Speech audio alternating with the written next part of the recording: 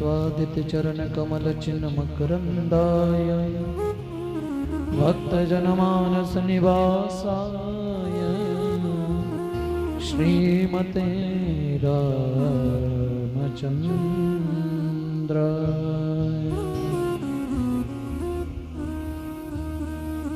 गजाननं भूतगणादिसेवितं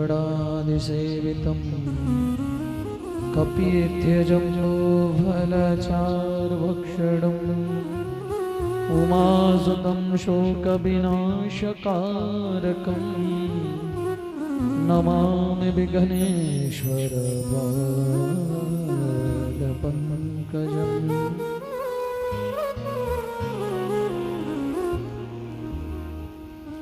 कृष्णाय वासुदेवाय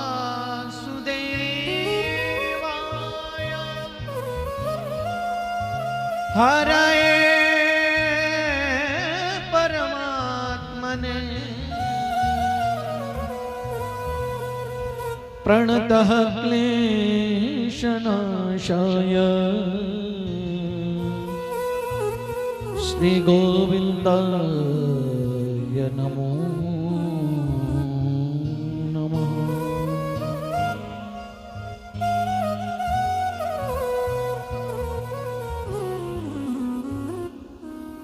रामाय रामभद्राय रामचंद्राय वेदसे रघुनाथाय नाथाय श्री सीताय ततये नमः। मनोजवं मारुततुल्यवेगम् जितेन्द्रियं बुद्धिमतां वरिष्ठं वातात्मजं वानरयूथमुख्यं श्रीरामदूतं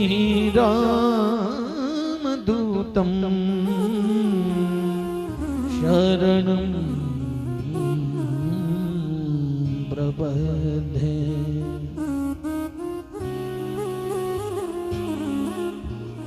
जय जय श्री राधा रमण जय श्री नवल किशोर जय गोपी चित चोर प्रभु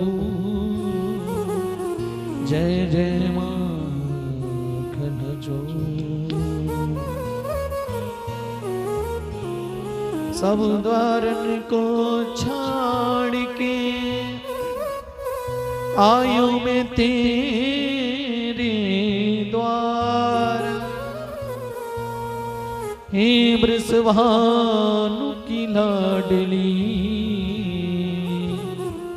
जरा मेरी ओर बोलिए श्रीमद्भागवत महापुराण की कन्हैया लाल की श्री बांके बिहारी लाल की पूज्य सद्गुरुदेव भगवान की। आइए हम सभी लोग अपने मन और वाणी को पवित्र करने के लिए कुछ समय भगवान नाम का आश्रय ग्रहण करते हैं।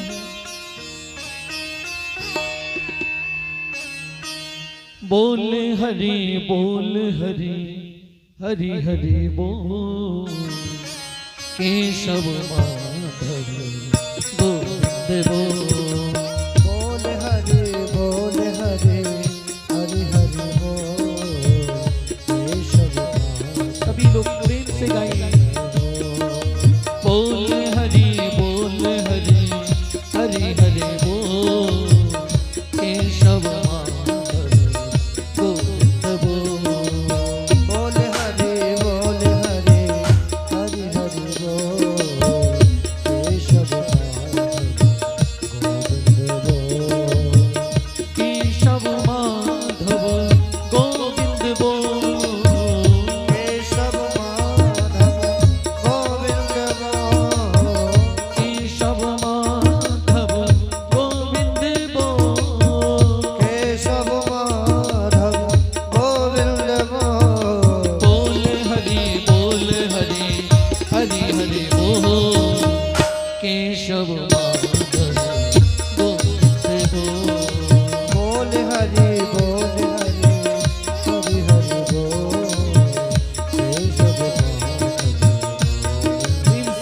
जय जय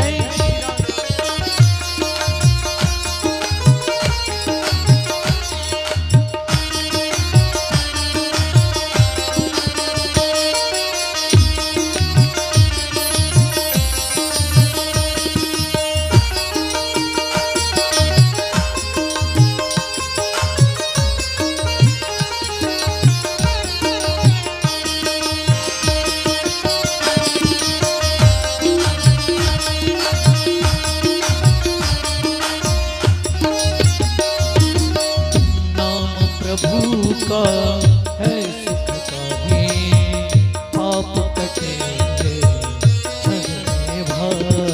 ओ नाम प्रभु का है सुखकारी पाप कटेंगे पल में भारी। नाम प्रभु का है सुखकारी पाप कटेंगे क्षण भारी।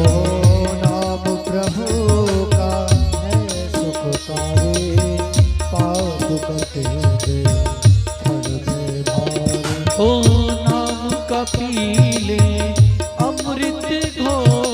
ओ नाम का पीले अमृत घो। नाम का पीले अमृत घो। ओ नाम का पीले अमृत घो। बोल हरि हरि हरि बोल केशव माधव गोविंद बोल। बोल हरि हरि हरि बोल केशव माधव गोविंद बोल। बोलिए श्री लक्ष्मी नारायण भगवान की।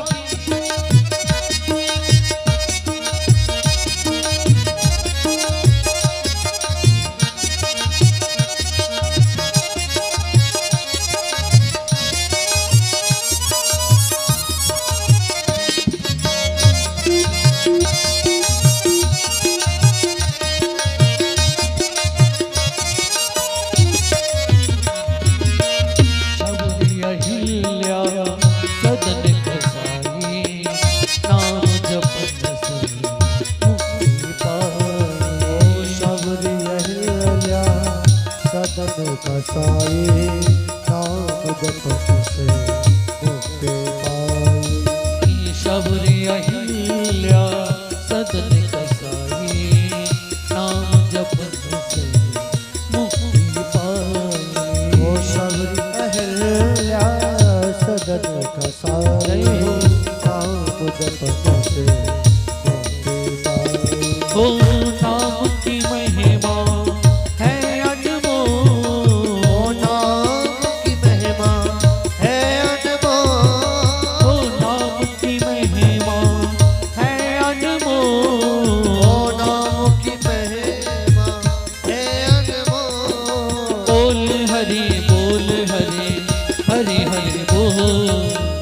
केशव माधव गोविंद बोल हरि हरि हरि बोल केशव माधव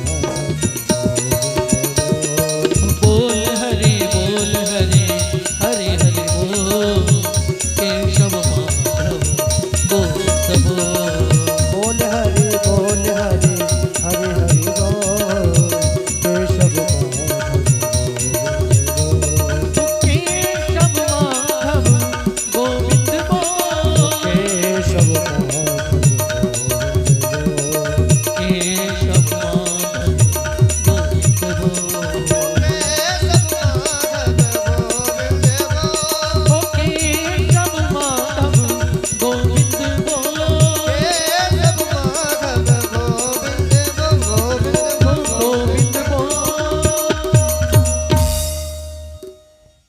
बोलिए श्री लक्ष्मी नारायण भगवान की जय। श्रीमद्भागवत महापुराण की जय। कारण करुणा वरुणाने भगवान की जय। श्री राधा रानी सरकार की जय। जय जय श्री राधे श्याम। हरि राधे श्री राधे श्री राम राधे राधे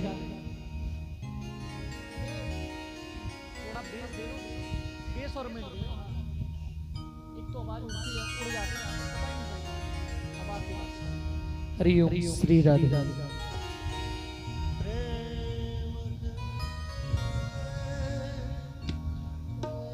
अकारण करुणा वरुणालय भक्त वांछा कल्पतरु तड़ित पीतांबर धारी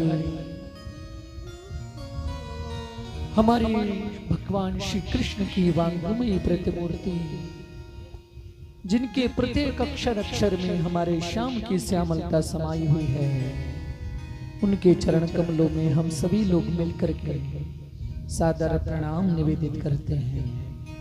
और कथा प्रांगण में उपस्थित सभी मेरे भ्रातृवर, माताओं, बहनों, बंधु, आप सभी लोगों को मेरा प्रेम भरा जय जय श्री राधे। जैसा कि आपने प्रातः अपराह्न की बेला में भगवान की बाल लीलाओं को श्रवण किया, भगवान के नामकरण संस्कार हुए हैं, भगवान का जातिक्रम संस्कार हुआ, और उसके तदुपरांत हमारे भगवान थोड़े से बड़े हुए हैं। कहते हैं भगवान से जो ब्रज की बामाई थी बहुत अत्यधिक प्रेम करती थी, और ये ब्रज की बामाई और कोई नहीं है, अपितु ये सारे संत ऋषि मुनि ही ब्रज की बामाई हैं, ब्रज की गोपी हैं। कहते हैं जिस समय भगवान श्री राम त्रेता युग में वनवास में गए थे, तो जिसने भी हमारे भगवान श्री राम को देखा है, सबका एक ही मनोरथ है, क्यों ना हम भी प्रभु के प्रेम में डूबे, हम भी प्रभु के साथ रहे। और वही मनोरथ आज भगवान ने ब्रजबामाओं का पूर्ण किया है। भगवान से ब्रज की जो गोपियां थी अत्यधिक प्रेम करती थी। कृष्ण की एक झलक पाने को गोपी हर समय लालायित रहती थी। गोपी को कोई ना कोई बहाना चाहिए भगवान कृष्ण से मिलने का। कहते हैं एक समय एक गोपी भगवान को देखने के लिए इतनी व्याकुल हो गई, जब उसको कोई रास्ता नहीं सूझा तो वो माँ यशोदा के आंगन में आकर बोली, मैया अगर आप हमको इजाजत दो तो हम आपकी गौशाला से कुछ गोबर ले जाएं। यशोदा रानी ने कहा, अरे गोपी ये भी कोई पूछने वाली बात है, ये तुम्हारा ही घर है, तुम एक नहीं जितना चाहो उतना हमारे यहाँ से गोबर ले जाओ। और कहते हैं उस गोपी ने भगवान गौशाला में खेल रहे थे, और गोपी भगवान को देखते जा रही है और गोबर को छकड़े में भरती जा रही है, भरती जा रही है। इतना गोबर भर लिया कि उससे वह गोबर की जो पराती छकड़ा उठ नहीं पा रहा। गोपी कहती है, लाला अगर तुम हमारा ये छकड़ा उठवा के दोगे तो हम तुम्हारे लिए ताजा ताजा माखन देंगे। भगवान ने कहा, गोपी तुम सत्य बात कह रही हो? गोपी ने कहा, हाँ लाला हम बिल्कुल सत्य कह रहे हैं। तुम जितनी बार हमारे परात को हमारा गोबर उठवाओगे हम उतने तुमको माखन के गोले देंगे। तो भगवान ने कहा, मुझे को कैसे याद रहेगा कि मैंने तुम्हारे सर पे इतने गोबर के पल्ले उठवा दिए। तो जब ब्रजमामा ने एक बार वो पल्ला अपने सर पे उठाए तो भगवान के गोबर से मुखड़े पर एक गोबर की टिक्की लगा दी। गोपी तो भगवान से प्रेम करती थी। गोपी गई अपने घर में, गोबर को पलटा, दोबारा से आई यशोदा जी की गौशाला में आ गई। गोपी भगवान को देखती जा रही है। इस प्रकार भगवान का पूरा मुंह गोपी ने गोबर से ही भर दिया है। इतना प्रेम करती हैं ब्रज की बामाएं गोपी। कन्हैया से। एक बार की बात है, भगवान कृष्ण हमारे छोटे से थे, तभी कहते हैं उस नगर में एक फल बेचने वाली आई है बंधु, और फल बेचने वाली आवाज लगा रही है,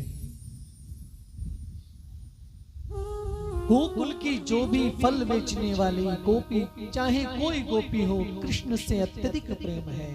कृष्ण प्रेम में इतनी डूबी रहती है गोपी, कहती है कोई कृष्ण ले लो, कोई माधव ले लो, कोई गोविंद ले लो।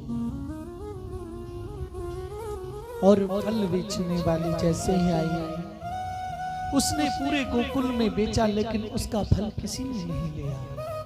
और वह गोपी आज नंद भवन के द्वार पर आई है, बूढ़ी माता है, आवाज लगाती है। भगवान ने उनकी आवाज को सुना। भगवान ने कहा, मैया आप फल बेच रही हैं? उन्होंने कहा, हाँ गोविंद, तुमको फल चाहिए? भगवान ने कहा, हाँ मां, मुझको फल चाहिए। गोपी ने कहा, ऐसे ही मैं तुमको सारे फल प्रदान कर दूंगी। भगवान ने कहा, नहीं मां। तब कहते हैं भगवान अपने दोनों हाथों में अपने घर के अंदर गए, कुछ अनाज लेकर के आए हमारे भगवान। और जैसे ही भगवान के हाथ ही कितने बड़े हैं, थोड़ा सा अनाज आया, लेकिन जैसे ही घर के आंगन से चले, उसमें से भी अनाज बिखरा, और जो कुछ भी थोड़े बहुत दाने बचे, गोपी के उस पलड़े में डाले, और उस गोपी ने सारे के सारे फल हमारे कृष्ण को दे दिए। लेकिन हमारे ठाकुर ने उस पर इतनी बड़ी कृपा की, उसकी जो सारी टोकरी थी आज हीरे जवाहरात से भर गई। और जैसे ही गोपी आज अपने घर में पहुंची है बंधुओं, अब तो गोपी के उस छकड़े में इतना वजन हो गया।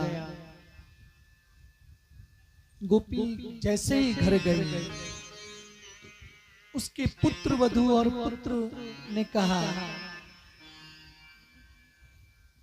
कि मां, उसने कहा कि पुत्र मेरी ये टोकरी उतरवा के रखवा दो, इसमें इतना वजन हो गया है। और जब उस गोपी ने उस टोकरी को देखा तो कहते हैं वह टोकरी भगवान की कृपा से मोती मणियों से भर गई थी। ऐसे हमारे ठाकुर जी आज ब्रज में लीला कर रहे हैं।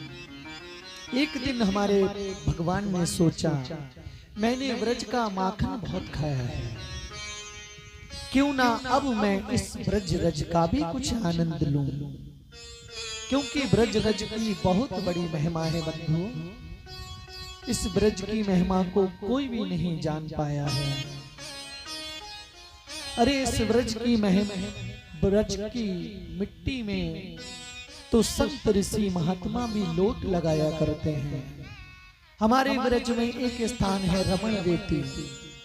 रमण रेती में तो जाकर संत लोग, ग्रस्त लोग, सारे लोग उस ब्रज में लोटा करते हैं। ऐसी ब्रज रज की महिमा है। तो आज हमारे भगवान ने सोचा क्यों ना मैं इस ब्रज रज को खा करके देखूं।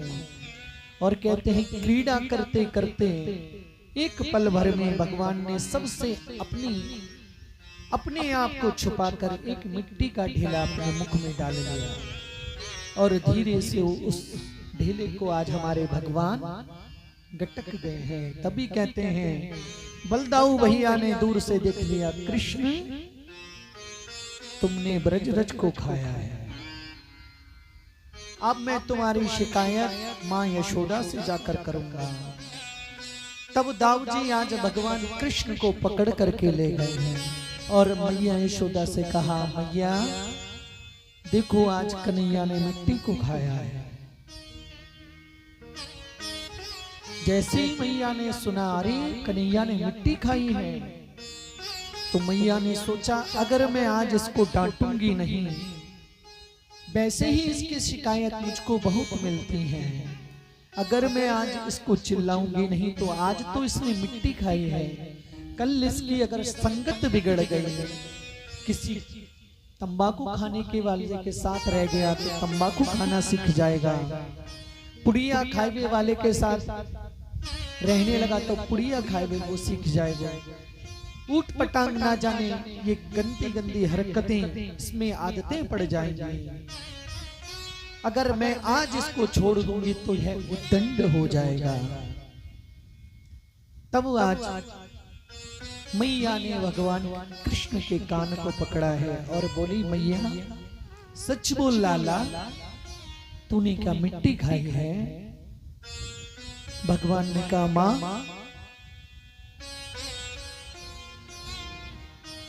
नाहं भक्षिते वानं सर्वे मिथ्या विशंसिना यद सत्य गिरिस्तहं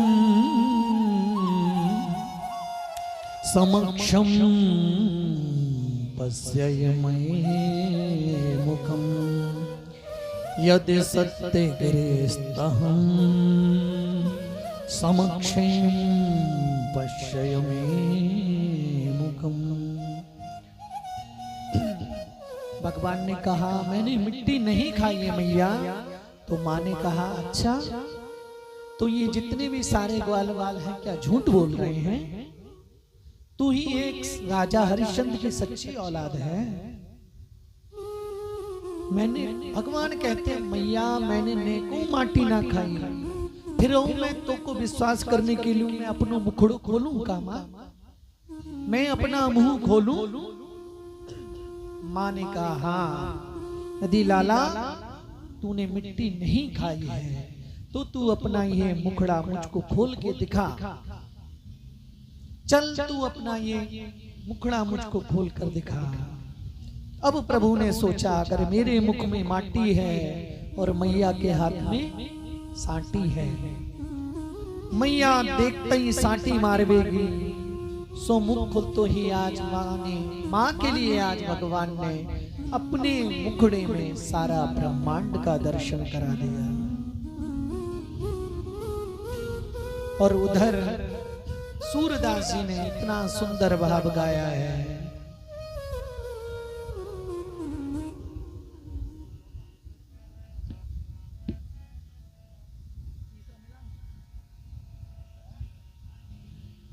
सुमैया तेरे लाला ने माटी खाई,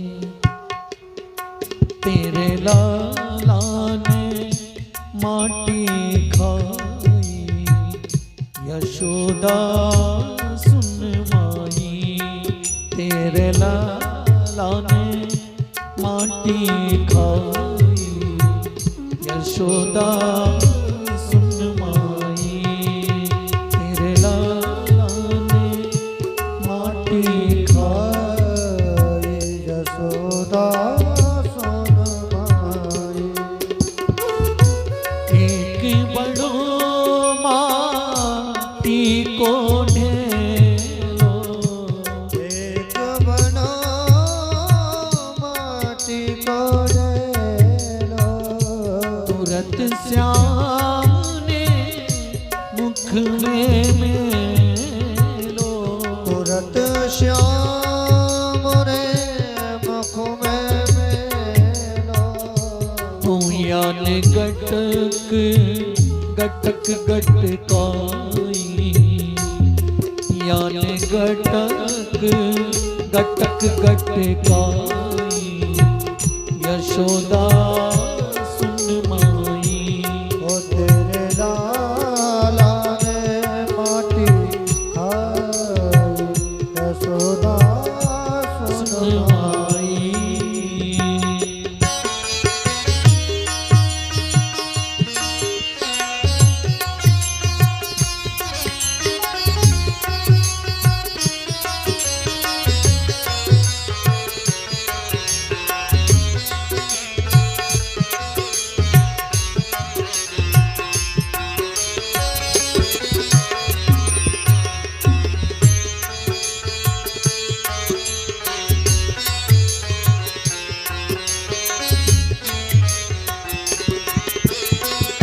यशोदा समझा रही ले साटी, यशोदा समझा बेले साटी, क्यों लाला तेने खाई माटी, क्यों लाला तेने खाई माटी, यशोदा समझा रही ले साटी, यशोदा समझा बेले साटी, हो तो कोनेक शर्म नहीं आई, यशोदा सुन माई, तो कोनेक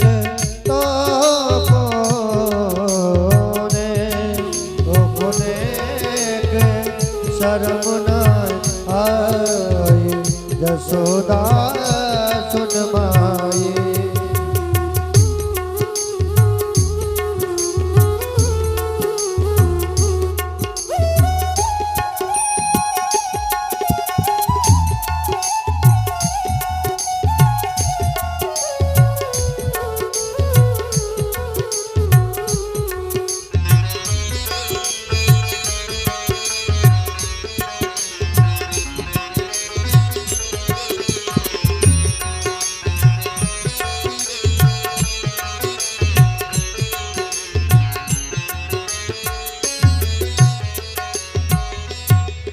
मोहन को मुखड़ो फरवायो, मोहन को मुखड़ो खुलवायो, मोहन को मुखड़ो खुलवायो, मोहन को मुखड़ो खुलवायो, तीन लोक जाने दरस करायो, तीन लोक जामे दरस करायो, तीन लोक जाने दरस करायो, तीन लोक जामे दरस करायो, वो तो नट खटे, वो तो नट खटे कुंवर कन्हई,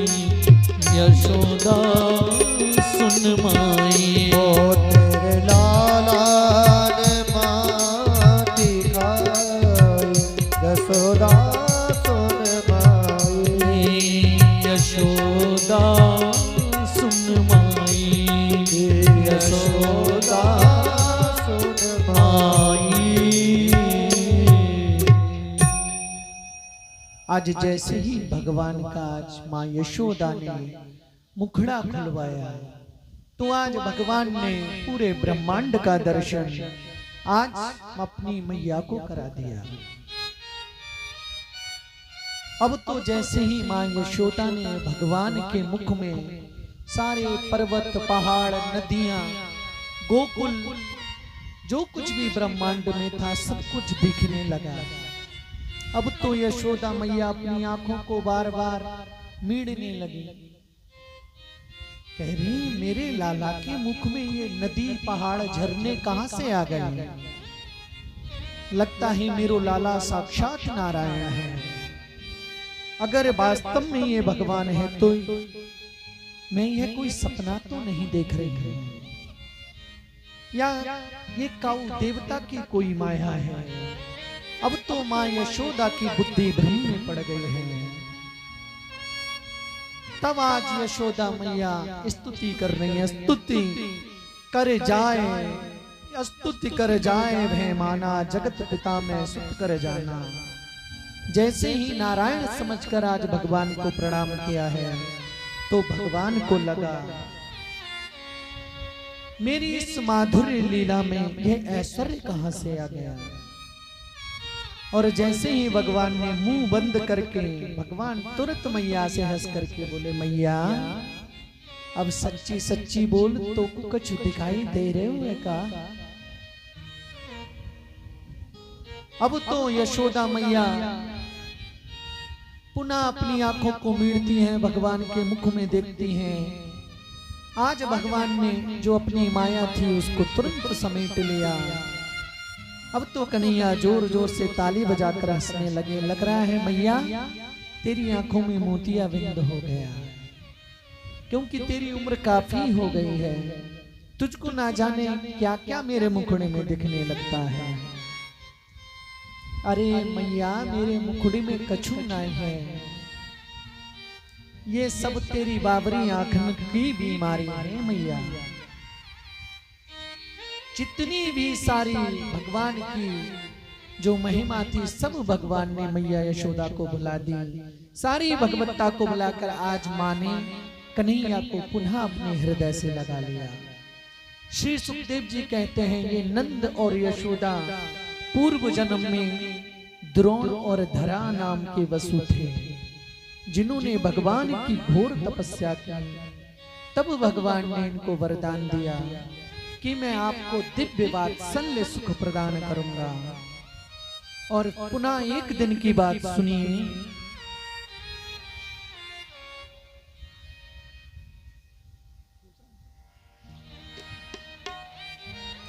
एकदा गृहदासीसु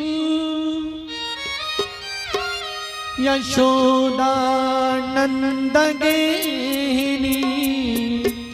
एकदा गृहदासीसु यशोदा नंद गेनी।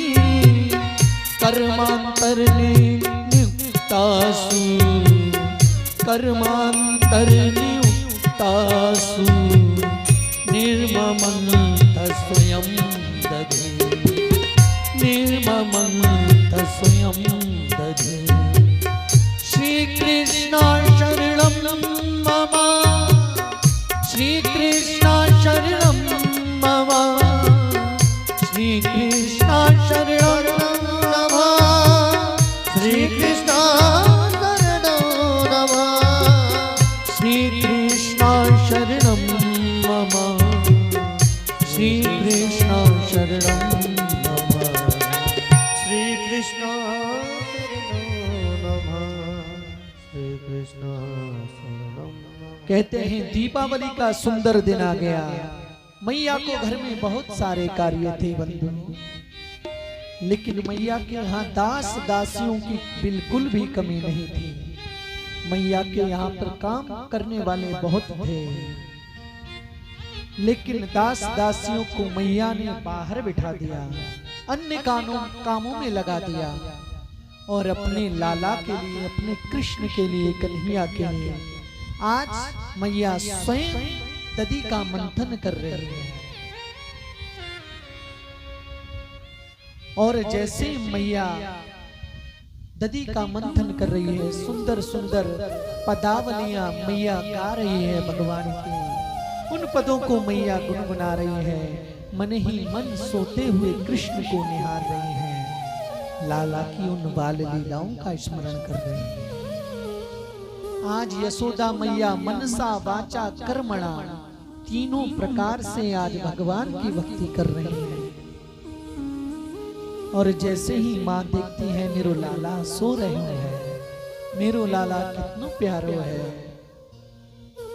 कहते हैं उसी समय भगवान की नींद खुल गई और आज कृष्ण दौड़ करके अपनी मैया के आंचल में आकर के लपट गए हैं और मथानी पकड़ करके भगवान बोले माँ आज तेरी जितनी साधना थी सारी की साधना सफल है गई। देख तेरे घर में मैं आ गई हूं मैया, अब तो काऊ की जरूरत ना है, ये सब छोड़। अब मैया मुंह को बहुत जोर की भूख लगी है। मैया बोली बेटा जरा थोड़ी देर तू बैठ, मैं तेरे लिए ताजा ताजा माखन निकाल रही हूं। तब तक तू एक काम कर लाला, आजा मेरी गोद में, मैं तुझको अपना दूध पिलाई दूं। और इस प्रकार आज भगवान को मैया ने अपनी गोदी में बिठाकर आज माँ यशोदा दुग्ध पान करा रही है और माधव आज अपनी माँ का दूध पी रहे हैं। तभी कहते हैं अचानक पीते पीते अंदर से आवाज आई, और भगवान ने एक बात पूछी अपनी मैया से कि माँ एक बात बताओ। बोली हाँ लाला, क्या पूछना चाहते हो, बोलो। भगवान ने कहा माँ तो पूत प्यारो लगे या दूध प्यारो लगे। माँ ने कहा अरे दारी के मुँह तो अपनो पूत प्यारो लगे, दूध तो बाद की बात है, मुँह तो अपनो कन्हैया सबसे ज्यादा प्यारो है। इतना कहा तभी कहते हैं अंदर से आवाज आई कह रही मैया चूल्हे पे रखा दूध निकल रहा है। जैसे ही दासी ने अंदर से आवाज लगाई, अब तो अतृप्त अवस्था में गोविंद को नीचे पटक कर मां दूध को बचाने वहां से चली गई। भगवान कह रहे थे अभी मैया कह रही थी मुझे दूध ना प्यारो है पूत प्यारो है, और जैसे ही दूध लिक रू मुझ को यहाँ पटक के चली गई। अब दूध को संभालने को अब तो भगवान के आज होठ फड़फड़ा उठे, और वह दूध भी और कोई दूध नहीं था, वह कामधेनु गाय का दूध था जो कृष्ण को यशोदा जी पिलाती थी। अगर वह दूध निकल जाता तो हमारे कृष्ण फिर क्या पीते। माँ यशोदा ने यही सोचा, आज दूध ने भी यही सोचा, अगर कृष्ण अगर अपनी माँ का दूध पीते रहेंगे तो मेरा फिर क्या होगा, मुझको फिर कौन पिएगा। तो दूध ने भी कहा अगर भगवान अगर मुझको छोड़ना चाहते हैं तो मैं भी कसम खाता हूं, मैं भी अग्नि में जलकर अपने प्राणों को त्याग दूंगा। तो आज जैसे ही मैया अंदर दूध को संभालने को भागी, कहते हैं आज भगवान कृष्ण के होठ गुस्से से तड़पने लगे, और लाला ने एक पत्थर लेके जो भी यशोदा के घर में जितने भी माठ मटकी रखे थे सबको धम धम करके एक एक करके सबको फोड़ना आरंभ कर दिया। अरे जैसे ही मैया ने धम धम की आवाज सुनी, मैया दौड़ करके आई तो घर का सारा नजारा ही बदल गया। मैया बोली दारी के तूने मेरी ददिया सास के जमाने के सारे कारे कारे मटका सब फोड़ डाले, आज कन्हैया में तो कुछ छोड़ बेवारी ना हूं। अब तो मैया पीछे पीछे, भगवान आगे आगे, भगवान आगे भाग रहे हैं और मैया पीछे पकड़ने को भाग रही है। कहते हैं मैया भागते भागते थक गई, लेकिन भगवान यशोदा की पकड़ में नहीं आया। अब जब यशोदा खूब थक गई तब तो यशोदा ने कहा अरे दारी के मैं तो को मारूंगी ना, मैं तेरी पूजा करूंगी, कम से कम एक जगह ठहर तो जा। भगवान ने कहा मैया तू ठीक कह रही है। माँ ने कहा हाँ एक बार तू पकड़ में तो आ जा, मैं तेरी अच्छी खासी पूजा करूंगी। भगवान एक जगह पर खड़े हो जाते हैं और माँ ने आते ही कृष्ण को पकड़ लिया है और कृष्ण को डांटना शुरू कर दिया है। अब तो जब डांटना शुरू किया तब तो कृष्ण जोर जोर से रोने लगे। कहते हैं माँ के हृदय की वात्सल्यता कुछ अलग ही होती है। माँ जब अपने बच्चे को डांटती है, उसको पता है चप्पल वहां पे पड़ी है, पुत्र को मारने के लिए सामने चप्पल पड़ रही है, तो पूरे घर में चप्पल, वो चप्पल कहांगे आज तुझको चप्पल से आज बहुत धुनूंगी।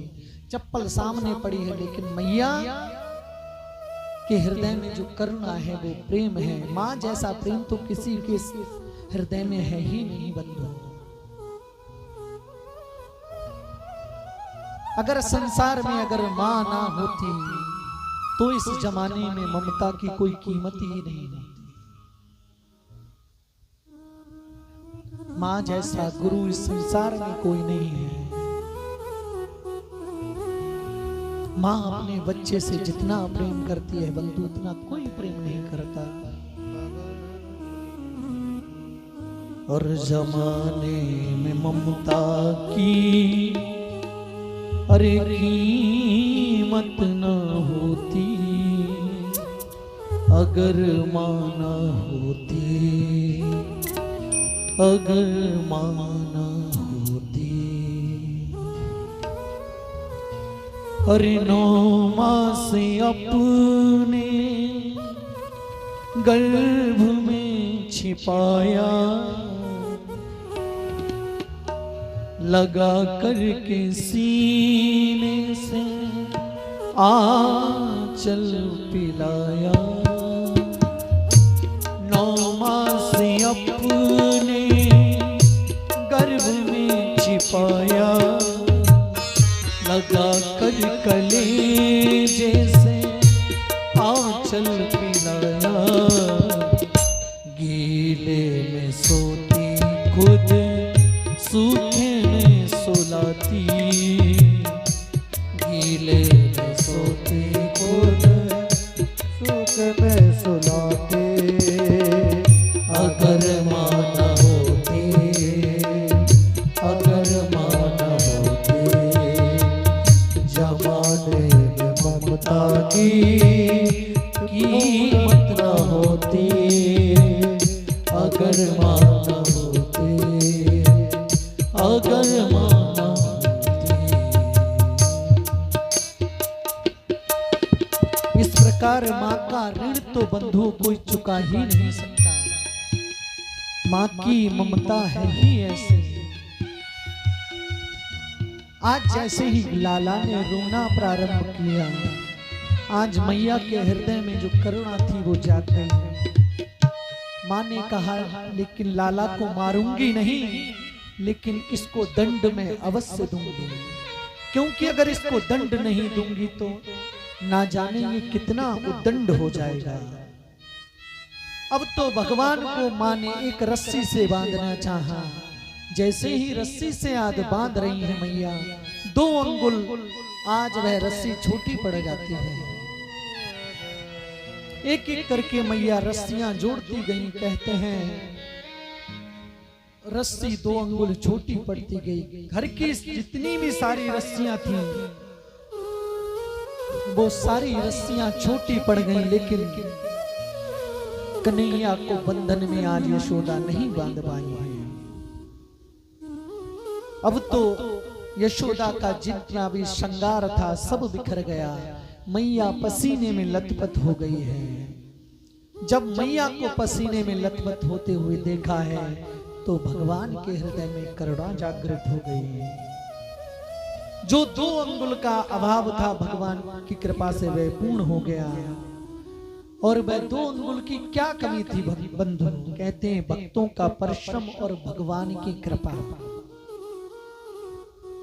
जब जब दोनों ये पुष्ट हो गए, भगवान स्वयं बंधन में बंध गए। मैया ने कृष्ण को बांध दिया और वहां से भगवान का एक नाम पड़ा है दामोदर। उनके उदर से रस्सी को बांधा है और उस रस्सी को एक उखल में ले जाकर भगवान को बांध दिया। इस प्रकार भगवान का एक नाम पड़ा है दामोदर। बोलिए दामोदर भगवान की जय हो। और भगवान को बांधकर आज मैया अंदर काम से चली गई। कहते हैं नंद बाबा के घर में 2 वृक्ष खड़े हुए थे। यमलार्जुन के 2 वृक्ष खड़े हुए थे। भगवान ने कहा अब इनका भी उद्धार करना चाहिए। भगवान उस उखल को घसीटते घसीटते उन दोनों के वृक्षों के बीच में फंसा दिया और जोर से धीरे से धक्का जैसे ही लगाया, वह दोनों वृक्ष धड़ाम से गिर पड़े और उन दोनों वृक्ष में से 2 दिव्य पुरुष प्रकट हुए। उनका नाम नलकूबर और मणिग्रीव था। कहते हैं नलकूबर और मणिग्रीव एक बार सरोवर में स्नान कर रहे थे। नारद जी को देखकर भी इन्होंने वस्त्र धारण नहीं किए। तब नारद जी ने इनको श्राप दे दिया कि जाओ तुम वृक्ष बन जाओ, जड़ बन जाओ। तब से ये वृक्ष बने हुए थे। आज भगवान ने स्वयं इनको उस योनि से मुक्ति दिलाई है। तब नलकूबर ने भगवान की प्रार्थना की वाणी गुणान कथने श्रवणो कथाया हस्तौ च कर्मसु मनस्तव पादयो स्मृत्या शिरस्तव निवास जगत प्रणामे दृष्टि सतां दर्शनेस्तु भववतनूनाम। इस प्रकार से दोनों ने भगवान की प्रार्थना की और भगवान का गुणगान करते हुए दोनों अपने पिता के यहाँ पर भगवान ने उनका उद्धार किया है। दोनों अपने पिता के जहाँ के रहने वाले थे वहां स्वर्ग लोक के लिए चले जाते हैं। कहते हैं जैसे ही वृक्षों के टूटने की आवाज हुई, आज नंद और यशोदा दौड़े दौड़े वहां पर गए हैं और देखा और कहा अब हमको इस गोकुल में नहीं रहना है। और नंद बाबा के जो छोटे भाई हैं उनका नाम है सुनंद। उन्होंने कहा बाबा मैं एक बहुत सुंदर स्थान को जानता हूँ और स्थान का नाम है श्री वृंदावन धाम। बोलिए श्री वृंदावन धाम की जय। कहे बाबा मैं एक बहुत सुंदर स्थान का नाम जानता हूँ, वहां पर वृंदावन, निधिवन, बेलवन, कामवन, ताम्रवन, मधवन, इन सब में एक सबसे सुंदर वन है जिसका नाम है श्री वृंदावन। वनम वृंदावनम नाम पशव्यम नवकाननम गोप गोपी गवाम सेव्यम पुण्याद्रि तृणवीरुदम। आइए हम अपने तन को यहाँ पर ही छोड़कर मन से श्री वृंदावन धाम को चलते हैं।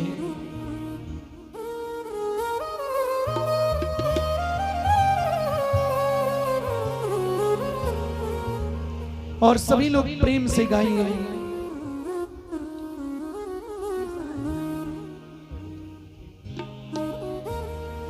श्यामा हृदय कमल सो प्रगट्यो, श्यामा हृदय कमल सो प्रगट्यो, श्याम हृदय को भाई वृंदावन प्यारो वृंदावन, वृंदावन प्यारो वृंदावन, हो वृंदावन प्यारो वृंदावन। ओ श्यामा हृदय कमल सो प्रगटो, श्यामा हृदय कमल सो प्रगटो, श्याम को भाई वृंदावन। प्रेम से कहिए वृंदावन बिहारी लाल। वृंदावन प्यारो वृंदावन।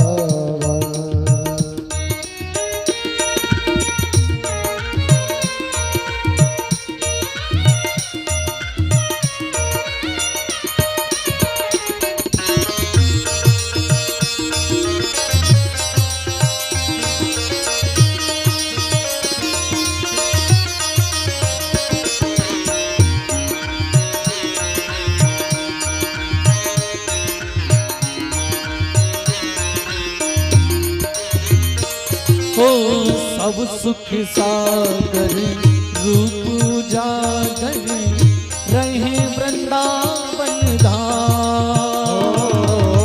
सब सुख सागर रूप उजागर रहे वृंदावन धाम। प्यारी रहे वृंदावन धाम, प्यारी रहे वृंदावन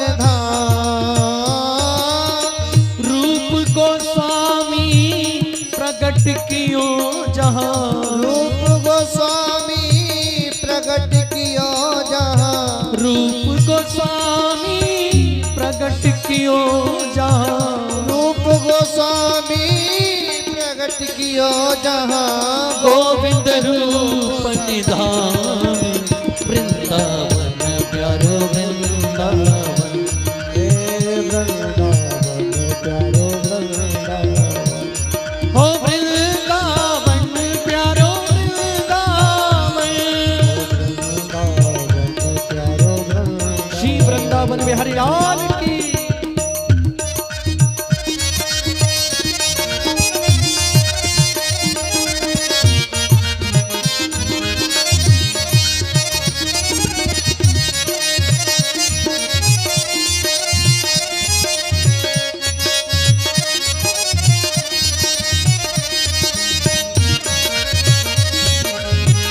सभी लोग प्रेम से बोलिए बांके बिहारी लाल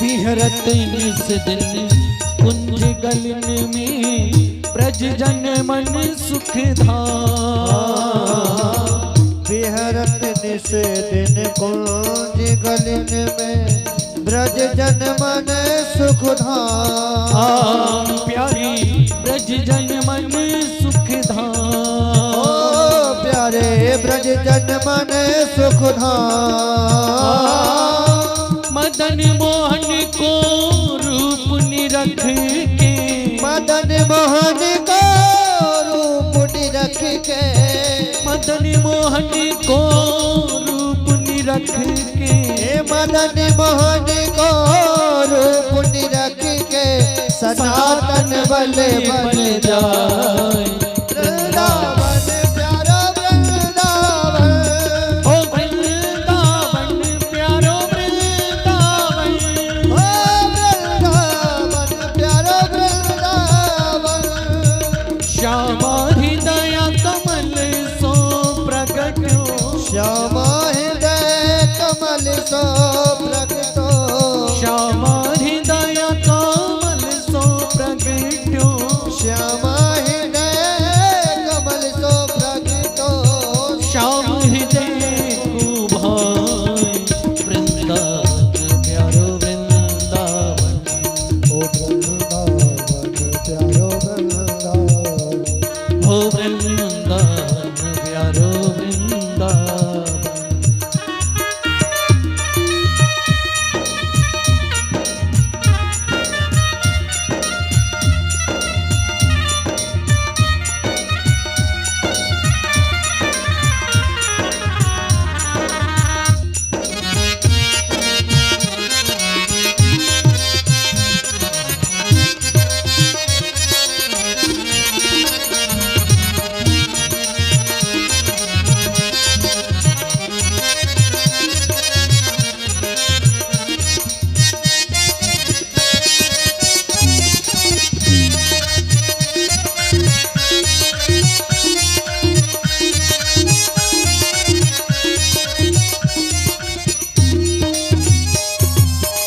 गोपी ग्वाल सब प्रिय उर्धारे प्यारो गोपीना गोपी ग्वाल सब ही उर्धारे प्यारो गोपीना ओ गोपी ग्वाल सब ही ये और धारे प्यारो गोपीना मदन सुदन जिने कंठ लगायो मधुसूदन जिने कंठ लगायो मधुसूदन जिने कंठ लगायो मधुसूदन जिने कंठ लगायो है रही जय जयकार वृंदावन प्यारो वृंदावन ओ वृंदावन प्यारो वृंदावन ओ वृंदावन प्यारो वृंदावन ओ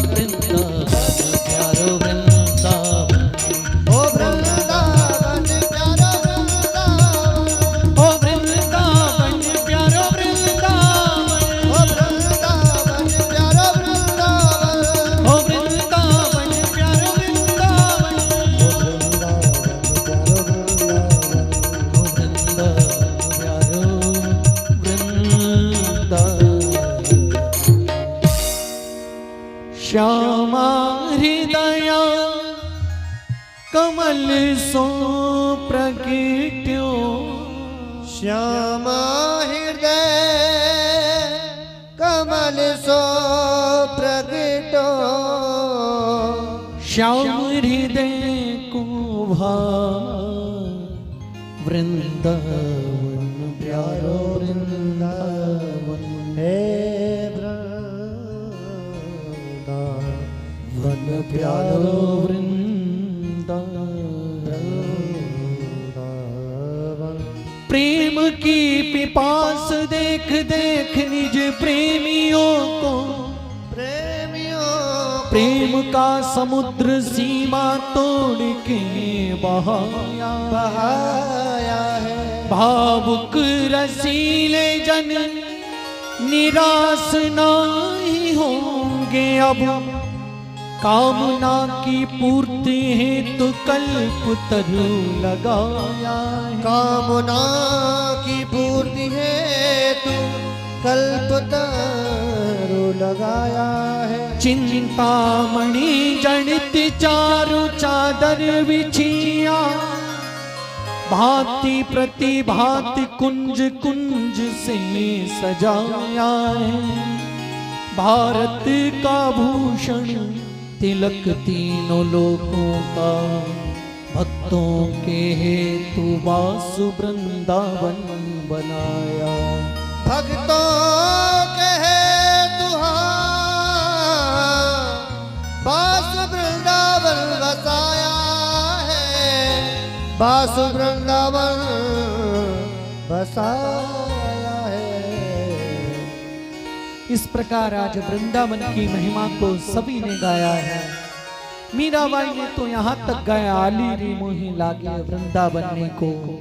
आज सभी लोग सभी ब्रजवासी गोकुल को छोड़कर अपनी बैलगाड़ियों में सामान लाद करके श्री वृंदावन धाम की ओर चल पड़े हैं। कहते हैं श्री दाऊ भैया गोविंद 4 वर्ष की अवस्था में गोकुल छोड़कर श्री धाम वृंदावन में आ गए हैं। तब प्रभु ने उस दिव्यता का अवलोकन किया है। यहाँ पर खूब अच्छी अच्छी घास उनकी गैयों के लिए उपलब्ध है। भगवान हरियाली को देखकर अपने मन में बहुत प्रसन्न हो रहे हैं। इस प्रकार आज भगवान कृष्ण अपनी मैया के समेत वृंदावन धाम में रहने लगे हैं। कहते हैं एक दिन एक दैत्य श्री वृंदावन धाम में आया और एक बछड़े का रूप बना करके भगवान के बछड़ों में शामिल हो गया। तब बलदाऊ भैया ने उस वत्सासुर का वध कर दिया। कहते हैं एक दिन भगवान अपने बछड़ों को पानी पिलाने के लिए यमुना तट पर पधारे तो वहां पर एक असुर बैठा हुआ था जिसका नाम था बकासुर। जैसे ही इसने गोविंद को देखा तो इसने सोच लिया मैं आज इस गोविंद का वध करूंगा, लेकिन भगवान ने उस बगुले का भी उद्धार किया है।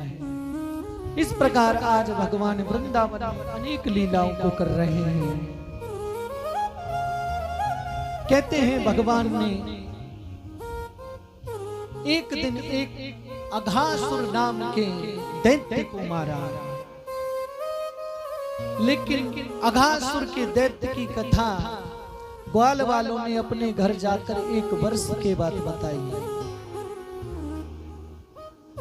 कहते हैं एक बार सभी ग्वाल वाल अपने बछड़ों को चराने के लिए जंगल में गए। वहां पर कंस के द्वारा भेजा गया एक दैत्य अपना मुख फाड़ करके वहां पर बैठ गया। ग्वाल वाल तो भगवान के सखा बहुत सीधे हैं।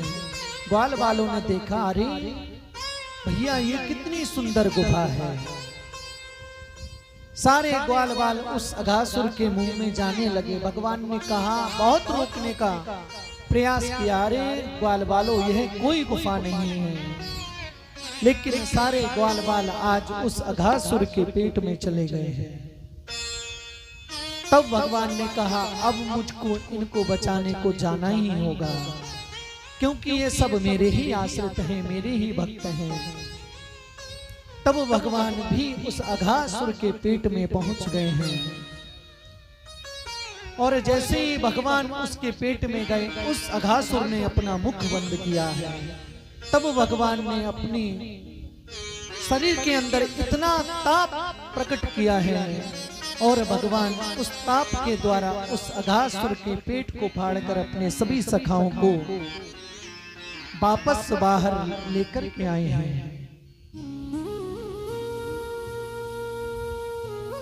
तब सुखदेव जी कहते हैं, इसमें परीक्षित कुछ भी संदेह नहीं है। भगवान के सहारे जो रहता है, भगवान अपने भक्त की रक्षा हमेशा करते हैं। आज सारे ब्रजवासी कह रहे हैं, भैया अगर कन्हैया नहीं होता तो आज वह राक्षस हम सबको मार करके खा जाता। और इस प्रकार आज भगवान ने सब ग्वाल वालों की रक्षा उस अघासुर से की है। और एक बार कन्हैया बोले, चलो अब यमुना तट पर हम सभी लोग यमुना तट पर अपनी गाय को लेकर के चलेंगे। और इधर भगवान अपने ग्वाल वालों के साथ यमुना तट पर आए हैं। और भगवान का यह स्वभाव है, भगवान अपने घर का भोजन नहीं करते हैं।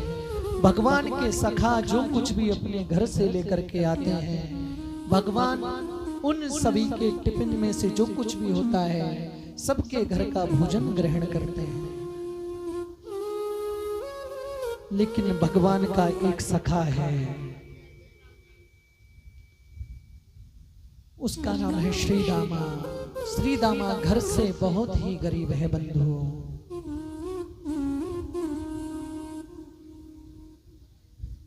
आज भगवान ने कहा, देखो श्री दामा, हर एक मेरा सखा मधुमंगल, श्री दामा, जितने भी सखा हैं सब अपने घर से कुछ ना कुछ मेरे लिए जरूर लेकर के आते हैं।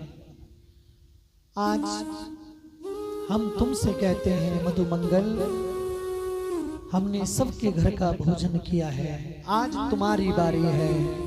तुम अपने घर से हमारे लिए भोजन जरूर लेकर के आओगे। अगले दिन मधुमंगल ने अपनी माँ से कहा, माँ, कृष्ण ने आज मुझसे कहा है कि मधुमंगल तुम्हें अपने घर से कुछ लेकर के आना है। इतनी बात जब मधुमंगल की माँ ने सुना है, तब आज मधुमंगल की माँ की आंखों में आंसू आ गए, क्योंकि मधुमंगल घर से बहुत ज्यादा गरीब थे। तब मधुमंगल की माँ ने कहा, लाला, हमारे घर में खाने के लिए कुछ भी नहीं है, लेकिन 4-5 दिन का छाछ रखा हुआ है। मैं उस छाछ की कड़ी बना कर तुझको देती हूँ, तू यह कड़ी ले जाकर के अपने मित्र को दे देना।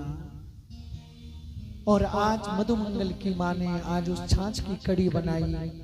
और जैसे ही मधुमंगल उस कड़ी को लेकर के चला है, आज मधुमंगल की आंखों से झरझर आंसू गिर रहे हैं। मधुमंगल ने सोचा, सब अपने घर से कुछ ना कुछ कृष्ण को लेकर के आते हैं, अच्छी अच्छी वस्तुएं। मैं अपने सखा को 5-6 दिन पुरानी छाछ की कड़ी किस प्रकार पिलाऊंगा। मैं यह कृष्ण को कड़ी नहीं पिला सकता। और आज मधुमंगल रोते रोते हुए जा रहे हैं और एक स्थान पर खड़े होकर उस कड़ी को पीने लगा। लेकिन भगवान घट घट की जानने वाले हैं। भगवान ने देखा, अरे मधुमंगल, इसकी माँ ने ये कड़ी मेरे लिए भेजी और ये स्वयं आज उस कड़ी का पान कर रहा है। भगवान दौड़ते दौड़ते गए, तब तक मधुमंगल सारी जो कड़ी थी वह पी चुका था। कहते हैं उसके होठों पर कुछ कड़ी लगी हुई थी। भगवान आज उसके होठों को भगवान चाटने लगे हैं। भगवान के यहाँ पर कोई ना छोटा है ना कोई बड़ा है। भगवान के यहाँ सब एक बराबर है। भगवान अपने सारे सखाओं के मध्य में बैठे हुए हैं। भगवान की 5 उंगलियों में विविध विविध प्रकार के अचार लगे हुए हैं और भगवान सभी का झूठा भोजन कर रहे हैं, झूठे भोजन से एक दूसरे को खिला रहे हैं। कहते हैं जब यह दृश्य ब्रह्मा जी ने ऊपर से देखा तो ब्रह्मा जी की भी बुद्धि भ्रमित हो गई। ब्रह्मा जी ने सोचा ये कैसा भगवान है जो अपने भक्तों का झूठा खा रहा है, झूठा खिला रहा है। हम सब लोग तो इसका लंबे लंबे वेद पठन पाठन करते हैं, ये कोई भगवान नहीं है। तब ब्रह्मा जी ने भगवान की जो थोड़ी दूर पर गाय बछड़े जो चर रहे थे उन सब का हरण कर लिया। तब ग्वाल वालों से भगवान ने कहा, ग्वाल वालों हमारी गाय बछड़े यहाँ पर कहीं नहीं दिख रहे हैं। तब वो सारे ग्वाल वाल उन गाय बछड़ों को देखने जाते हैं और जैसे ही देखने गए हैं ब्रह्मा जी ने उन ग्वाल वालों का हरण भी कर लिया है। जब थोड़ी काफी देर हो गई, जब कोई भी वापस नहीं लौटा तो भगवान कृष्ण ने ध्यान रखकर देखा कि ओहो अब तो 4 मुंह वाले ब्रह्मा जी को भी मोह हो गया। तब ब्रह्मा जी को भगवान ने अपनी माया को जनाया है। भगवान कृष्ण उतने ही रूपों में परिणत हो गए, उतने ही गाय, उतने ही बछड़े, उतने ही डंडे, उतने ही कपड़े, सब कुछ आज भगवान बन गए हैं। अमित रूप प्रगटे तह काला, आज भगवान ने अनेक रूप रूपाए विष्णवे प्रभु विष्णवे। हर रूप में श्याम आज प्रकट हुए हैं। तब कहते हैं ब्रज में जो गाय दूध नहीं देती थी वह भी अपने बड़े बड़े बछड़ों को देखकर आज दूध देने लगे हैं, क्योंकि आज भगवान ही हर एक रूप में है। हर एक गाय के रूप में भगवान है, हर एक बछड़े के रूप में भगवान है। जहां तक कि वो डंडा, जैसा डंडा था वैसा डंडा भगवान आज स्वयं बन गए हैं। तब भगवान ने कहा, यह दृश्य लगातार 1 वर्ष तक चलता रहा। तब दाऊ जी ने ध्यान पूर्वक देखा, अरे यह तो कृष्ण की लीला है, जहां देखे हर रूप में कृष्ण ही कृष्ण है। तब भगवान कृष्ण ने सारा वृतांत दाऊ भैया को बताया। तब ब्रह्मा जी ने भी कहा, चलो आज चल के देखते हैं वह ग्वाल वाला क्या कर रहा है। जब ब्रह्मा जी धराधाम पर आए और देखा तो वहां तो वैसे ही गायें, वैसे ही बछड़े, वैसे ही डंडा, वैसे ही ग्वाल वाल। ब्रह्मा जी की भी बुद्धि चकरा गई एक बार। अरे अभी तो मैं इनको चुरा के अपने ब्रह्मलोक में छोड़ करके आया हूं, ये तो सारे के सारे यहाँ पृथ्वी लोक पर। कहते हैं जैसे ही ब्रह्मा जी पृथ्वी पर आए हैं, भगवान ब्रह्मा जी का रूप धारण करके ब्रह्मलोक में पहुंच गए।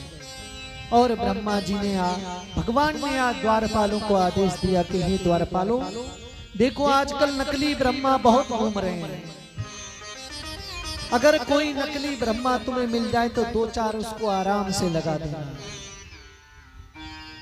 और जैसे ही ब्रह्मा जी पहुंचे हैं अपने लोक ब्रह्मलोक में, द्वारपालों ने उन्हें वही रास्ते में रोक दिया। अरे आप कहाँ जा रहे हो? ब्रह्मा जी बोले, तुम मुझको पहचानते नहीं हो, मैं तुम्हारा स्वामी हूँ। ब्रह्मा जी के पार्षद बोले, स्वामी गए भाड़ में, हमारे स्वामी जी तो अंदर बैठे हैं। तब ब्रह्मा जी ने ध्यान लगा करके देखा तो साक्षात नारायण आज ब्रह्मा बन करके बैठे हैं।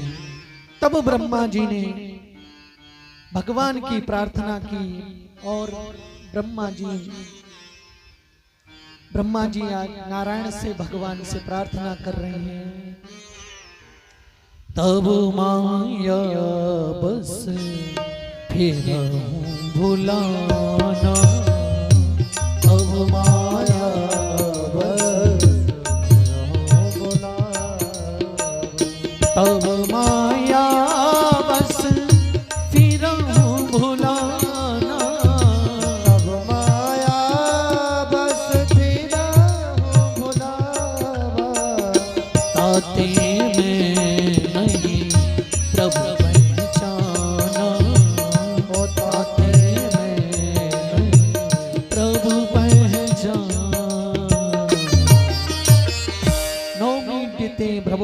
तट दिम्बराय गुज्जावतंस पर पिच्छल सन्मुखाय वन्यस्त्रजे कबल नेत्र विशाल वेणु लक्षमस्त्रिय मृदुपते पशुपांग जाय। इस प्रकार से आज ब्रह्मा जी ने आज स्तुति की है भगवान की, लेकिन ब्रह्मा जी को आज भगवान ने माफ नहीं किया। कब ब्रह्मा जी के यहाँ से अपने सारे ग्वाल बालों को आज भगवान पुनः ब्रज में लेकर के आए हैं। इसके बाद ब्रह्मा जी ने कालिया नाग पर कृपा की है, क्योंकि कालिया नाग के रहने से यमुना जी का जो जल था वो विषाक्त हो गया था। भगवान ने सोचा मुझको इसको भी कल्याण करना है और ग्वाल बालों से कहा, ग्वाल बालों आज हम गाय चराने नहीं जाएंगे, चलो आज हम कोई नहीं यहाँ पर यमुना जी के तट पर कोई खेल खेलते हैं। तब भगवान ने सबसे पहले क्रिकेट का खेल यमुना जी के तट पर खेला। एक गेंद बनाई गई और गेंद पे भगवान ने ऐसा छक्का मारा कि गेंद यमुना जी में गिर गई। तब श्रीमान श्री दामा कहता है कि हे कृष्ण, मुझको वही गेंद चाहिए। कृष्ण ने कहा, देखो वो गेंद तो यमुना जी में चली गई, ऐसा मैं तुम्हें दूसरी गेंद दे दूंगा। लेकिन श्री दामा नहीं माना। तब भगवान कदम के वृक्ष पर चढ़कर यमुना में कूद जाते हैं और वहां जाकर नाग पत्नियों से कहते हैं, हे नाग पत्नी, तुम अपने स्वामी को जगा दो। तब कालिया नाग के साथ भगवान का द्वंद्व युद्ध होता है। भगवान आज कालिया नाग के साथ खेल रहे हैं। कालिया नाग के 100 फनों पर उपकारता है, लेकिन मेरे कृष्ण प्रत्येक फन पर चोट करते हैं। और तब नाग पत्नियों ने भगवान से प्रार्थना की, हे प्रभु, आप हम पर कृपा कर दीजिए, आप हमारे सुहाग को मत उजाड़िए। तब भगवान कालिया नाग के ऊपर बैठकर पुनः यमुना से बाहर आते हैं और कालिया नाग से कहते हैं, कालिया नाग, तुम इस यमुना को छोड़ के रमणक द्वीप चले जाओ, जहां पर तुम्हें किसी प्रकार का कोई भय नहीं है। आज से मैंने तुमको अपना पट्टा प्रदान कर दिया है। आज से तुम मेरे पालतू हो, फालतू नहीं हो। तुमको गरुण देव जी कुछ भी नहीं करने वाले। गरुण देव जी और नागों में शत्रुता है। गरुण जी के भय के कारण यह कालिया नाग यमुना जी में आकर के रहने लगा था। कालिया नाग ने भगवान से कहा, भगवान एक बात बताओ, हम सर्पों की जाति को किसने बनाया? भगवान ने कहा, हमने स्वयं बनाया है। कालिया नाग ने कहा कि हम सर्पों के मुंह में जहर किसने भरा? भगवान ने कहा, हमने ही भरा। तो कालिया नाग ने कहा, भगवान तो इसमें हमारा क्या दोष है? हमारे पास जो है वही तो हम आपको देंगे। जिस व्यक्ति के पास जो चीज है वही चीज तो वह दूसरे को प्रदान करता है। तो यहाँ पर कालिया नाग के सम्मुख भगवान कुछ देर को चुप हो गए हैं। तब कालिया नाग को भगवान ने रमणक द्वीप भेजा है और यहाँ पर यमुना को आज विषाक्त जल से मुक्त किया है। और इस प्रकार आज भगवान वृंदावन में अनेक लीलाओं को कर रहे हैं।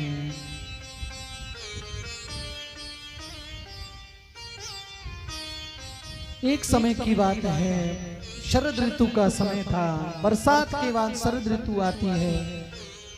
बरसात के बाद जो यमुना का जल गंदा हो गया था, वह जल भी स्वच्छ हो गया है। और आज भगवान ने यहाँ पर वेणु वादन किया है। आज भगवान ने वंशी का वादन किया है। वरहा पीड़म नटवर वपुः कर्णयो कर्णकारम विप्रदिवाशा कनक कपिशं वैजयन्ती च मालाम् रन्ध्राणवेणुरधर सुदया पूरयन् गोपवृन्दै वृन्दारण्यं स्वपदरमणम् प्राविशत गीतकीर्तिः प्राविशत गीतकीर्तिः। आज भगवान ने मोर मुकुट धारण किया है और हमारे भगवान नटवर हैं, बहुत सुंदर अच्छा नाचते हैं। हमारे कृष्ण के कानों में कनेर के पुष्प लगे हैं। आज भगवान ने मुरली का वादन किया है और इस मुरली का वादन सुन के जिसने भी इस मुरली के वादन को सुना है वो तो ठगा सा ठगा रह गया है। भगवान बहुत सुंदर मुरली बजा रहे हैं। कहते हैं बांसुरी बजाई आज रंग से मुरारी। आज भगवान ने जैसे ही वेणु बजाई है यमुना जी वह जहां की तहां रुक जाते हैं। पक्षियों का कलरव बंद हो जाता है। सवरा वायु मंडल एकदम शुद्ध हो जाता है।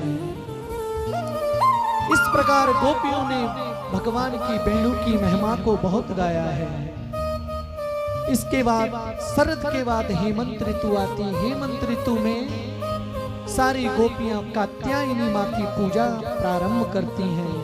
ब्रज की छोटी छोटी कन्याएं मिलकर के कात्यायनी मां का पूजन करती हैं। सुबह प्रातः काल में उठ नहा धोकर सभी लोग कात्यायनी मां का पूजन करती हैं।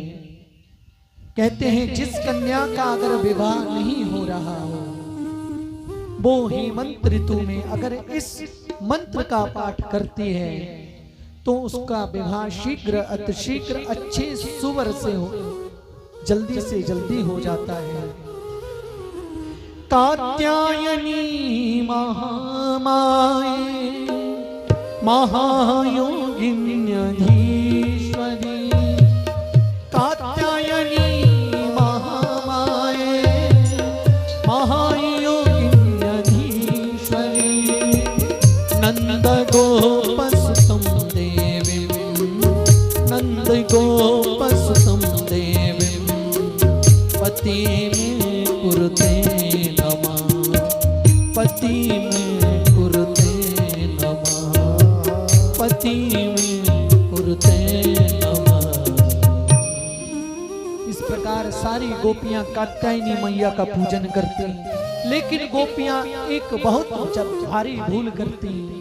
वह भूलती गोपियां निर्वस्त्र होकर मां यमुना में स्नान किया करती थी। कन्हैया ने गोपियों को जब देखा, गोपियों को इस चीज का ज्ञान नहीं है, तो एक दिन भगवान उन गोपियों के वस्त्र को हरण करके कदम्ब के वृक्ष पर जा बैठे। तब जब गोपियां स्नान कर रही थी यमुना में नग्न होकर, और जब बाहर निकलने का प्रयास किया तो उन्होंने देखा हमारे पास तो हमारे वस्त्र ही नहीं है। तब उन्होंने इधर उधर देखा, तब कदम्ब के वृक्ष पर देखा तो भगवान कृष्ण उन गोपियों के वस्त्रों को लेकर के बैठे हुए थे। तब भगवान ने गोपियों को समझाया है कि गोपियों, किसी भी जलाशय में हमको नग्न स्नान नहीं करना चाहिए। यहां पर भगवान गोपियों को समझा रहे हैं, यहाँ जीवात्मा और परमात्मा के बीच जो माया का आवरण है उसको भगवान ने दूर किया है। क्योंकि जब तक जीव को अपना बोध नहीं हो जाता तब तक उसका महारास में प्रवेश नहीं होता है। इसलिए आज गोपियों का चीर हरण करके भगवान ने उन गोपियों को महारास में आने के काबिल बनाया है। और यहाँ से अब हम सभी लोग गोवर्धन पूजा की ओर हम सब लोग बढ़ते हैं। कहते हैं एक दिन का समय है, आज दीपावली का दीपावली के अगले दिन प्रातः काल उठते ही इंद्र के पूजा के लिए आज तरह तरह के पकवान बनना प्रारंभ हो गए। हर एक घर में आज कढ़ाई चढ़ गई है। अब जैसे ही कन्हैया आज घर में आयो, मैया ने दूर से ही रोक दियो कि लाला आज तुम्हारी रसोई में कोई एंट्री नहीं है। भगवान बोले आज हमारी रसोई में एंट्री क्यों नहीं है? तो मैया ने कहा अगर तो ये को जानना है तेरी एंट्री क्यों नहीं तो अपने बाबा से जाकर के पूछ ले। तब बाबा ने समझाया कन्हैया आज हमारे घर में जय जय की पूजा होने वाली है। भगवान बोले ये जय जय कौन है? हमसे बड़ा भी जय जय कोई संसार में है मैया? कथ्यताम में पिता कोयम संभ्रमो वाउपागता किम फलम कस्य चौद्देशा केन वा साध्यते मखा। बाबा बोले लाला हम सब लोग इंद्र की पूजा करने के लिए अपने अपने घर में पकवान बना रहे हैं। परजन्यो भगवान इंद्रो मेघा स्तस्यात्म मूर्तया ते विवर्षन्ति भूतानां प्रीणनम जीवनम मया। कन्हैया बेटा हम हर वर्ष दीपावली के बाद इंद्र की पूजा किया करते हैं, क्योंकि जब इंद्र प्रसन्न हो जाएंगे तो इंद्र हमारे यहाँ पर अच्छी बारिश करेंगे। जब अच्छो पानी बरसेगो तब अच्छी अच्छी घास हो जाएगी, और जब अच्छी अच्छी घास पैदा होगी तब हमारी गायें उन घास को चरेंगी, हमारी अच्छी अच्छी खेती पैदा होगी। इस प्रकार आज नंद बाबा कन्हैया को समझा रहे हैं।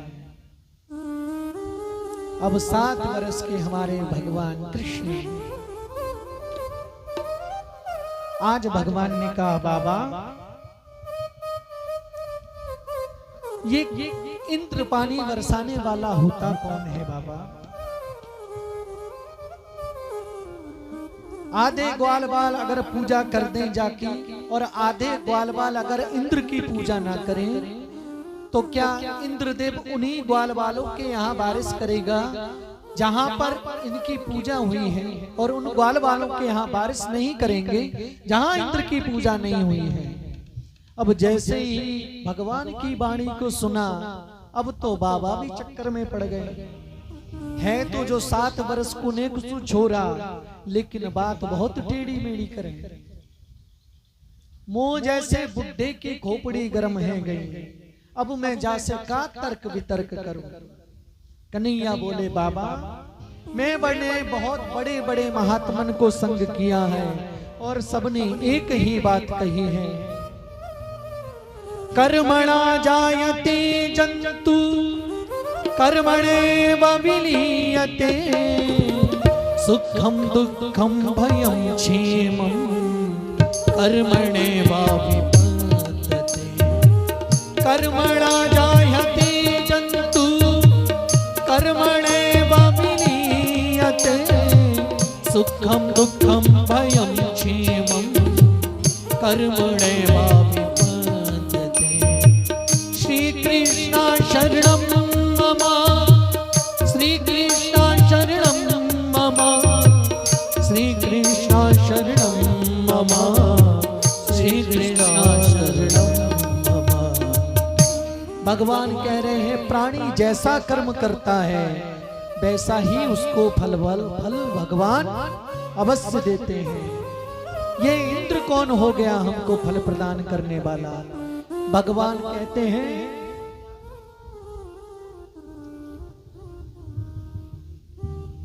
अगर भंडारी